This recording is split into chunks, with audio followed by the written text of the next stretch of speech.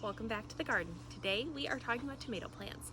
There are two different types of tomato plants you can grow, determinate and indeterminate. I happen to have both, so we are going to talk about the best ways to promote healthy growth for your plants. Determinate tomato plants are only going to get to a predetermined size. It's just in their genetic makeup, just like you and me, we're only going to get to a certain size. We're going to stop at a certain height. And that's how these plants are. And they tend to be a little bit bushier as well. And what they start flowering at the beginning of the season is going to be all they produce through the entire season.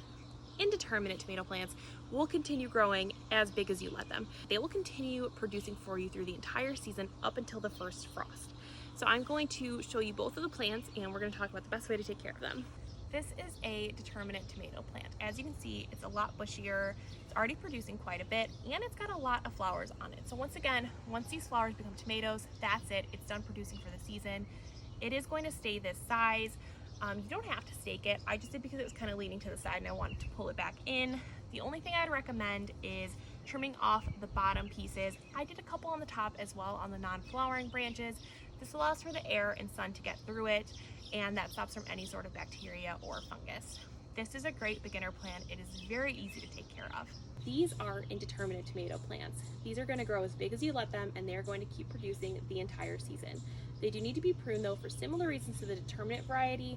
If you prune them, it allows for the sun and air to get through, which allows for a happier plant overall, and it allows the energy to go into the growing tomatoes, which gives you bigger, tastier tomato plants. I'm going to take you guys in up close and show you the portion that you want to prune to allow for the best growth for your plant.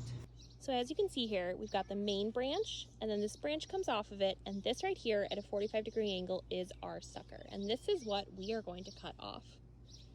Now you don't want to prune off too much of the plant because that can greatly affect your yield. Once again, we are doing this to maintain the size of the plant so it doesn't take over our garden and so the energy can get to the tomatoes, giving us those big, delicious tomatoes to harvest. I like to go out once or twice a week just to see how it's doing and prune off what I think is necessary based on how my garden is. So it's really up to you, and that's the great thing about this tomato type. It can be as big or as small as you want it to be. We're growing a few different types of organic tomatoes in our garden this summer. We've got cherry tomatoes, red and yellow, pink boar tomatoes, slicer tomatoes, and beefsteak tomatoes, and I'm so excited to start harvesting. Let me know what your favorite kind of tomato is to eat or grow, and please subscribe to my channel so we can keep growing together.